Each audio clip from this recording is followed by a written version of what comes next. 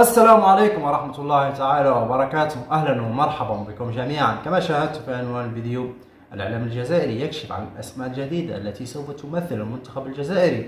نستمع جميعا ماذا قال الإعلام الجزائري.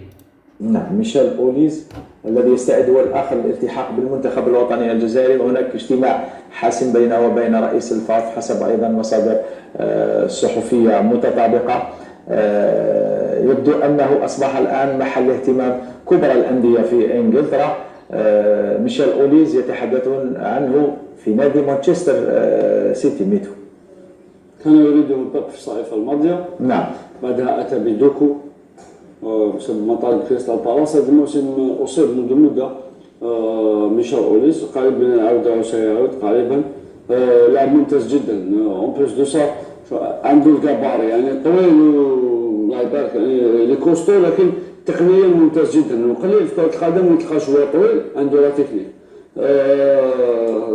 تقنيا جيد، سريع، قوي بدنيا، يلعب في كريستال بالاس في افضل دوري في العالم.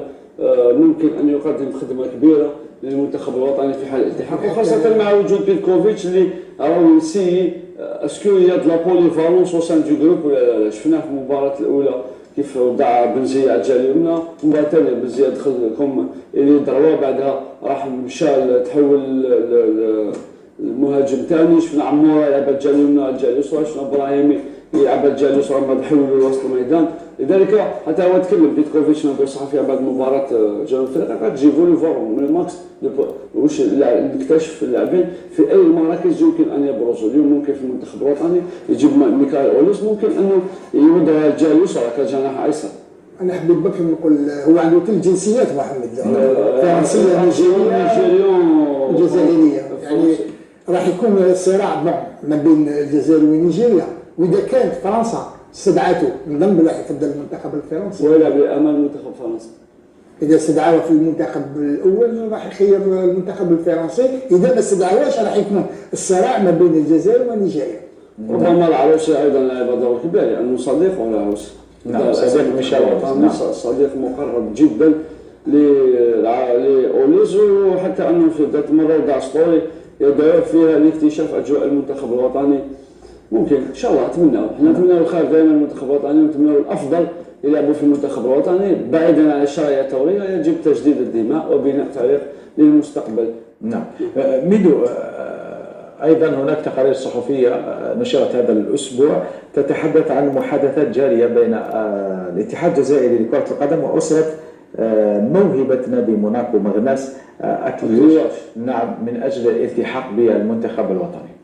سي بيان، مغناس أكليوش لاعب يعد بالكثير. نعم. شوف مستواه في نادي موناكو، سان جوار، سي ان فري بيبيت، ولا سي ان بوتونسيال غون جوار، عنده لو بوتونسيال غون جوار في المستقبل. نعم. ممكن جدا انه يغادر نحو الانديه اكبر من موناكو في القريب العاجل ان بقي ثابتا وبقي على مستواه اللي راهو يلعب به الان، لانه تعرف اللاعبين صغار في السن كل واحد عقليته لما ينفجروا في انديتهم، كل واحد كيفاش يسير هذيك مرحله ما بعد بدايه النجوميه، كيفاش تكون المرحله هذيك. وهذا اصعب شيء بالنسبه للاعب في سن 17 ولا 18، كيفاش يسير المرحله المقبله في مسيرته الكرويه. لذلك اعتقد بانه ما تقوم به الاتحاديه، ان كان حقا ما يقال ان الاتحاديه في اتصالات مع هؤلاء اللاعبين، اعتقد بانه شيء ممتاز جدا من اجل تجديد دماء المنتخب الوطني.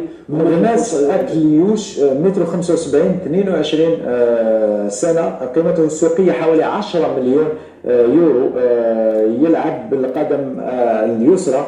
هذا الموسم لعب 23 مباراة، سجل 7 أهداف وقدم 3 تمريرات حاسمة. المتابعون للدوري الفرنسي مثل ميدو يقولون بأنه يمتلك المؤهلات من أجل الانضمام إلى الخضر.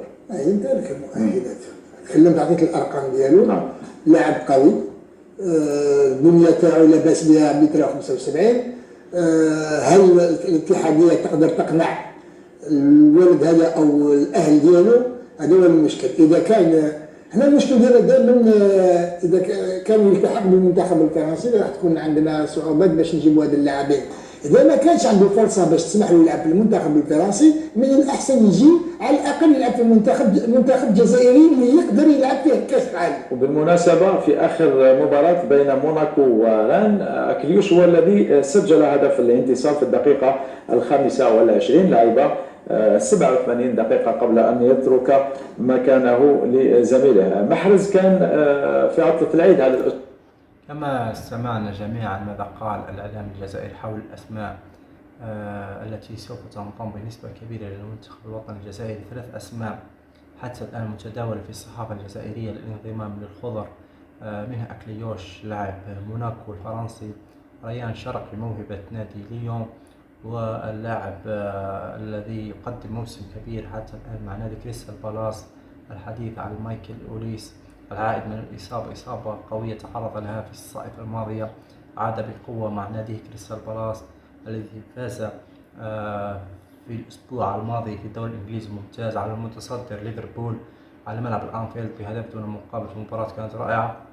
بالنسبة للمنتخب الوطني الجزائري هذه 3 أسماء حتى الآن متداولة بقوة، 3 مواهب تقدم أداء رائع هذا الموسم للأمانة. إذا أتوا إلى المنتخب الوطني الجزائري سوف يقدم إضافة قوية أكيد لمحاربي الصحراء.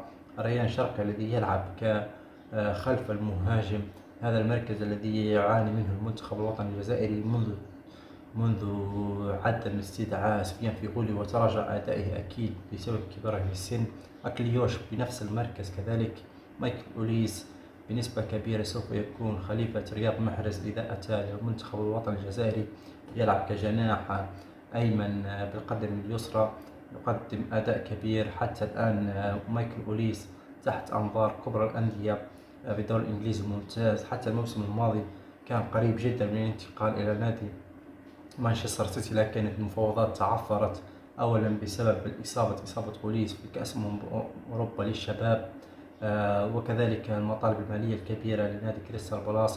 إن شاء الله بالتوفيق للمحاربي الصحراء، وإن شاء الله انضمام مواهب كبيرة للمنتخب الوطني الجزائري، خاصة في وسط الميدان الذي يعاني كثيرا، وحتى في خط الدفاع شاهدنا جميعا الهفوات الكبيرة في الدورة الودية الماضية، وحتى في السنوات الماضية كانت لدينا أخطاء كبيرة في الدفاع منذ رحيل جبال بالعمري. حتى الآن لم نجد من يزامل عيسى ماندي في محور الدفاع. إن شاء الله بالتوفيق لمحاربي الصحراء. ونشاهد أنكم قد وصلنا إلى نهاية الفيديو. ما تنسوش دعمونا باللايك في الفيديو والاشتراك في القناة وتفعيل زر الجرس ليصلكم كل جديد. نراكم قريبا والسلام عليكم.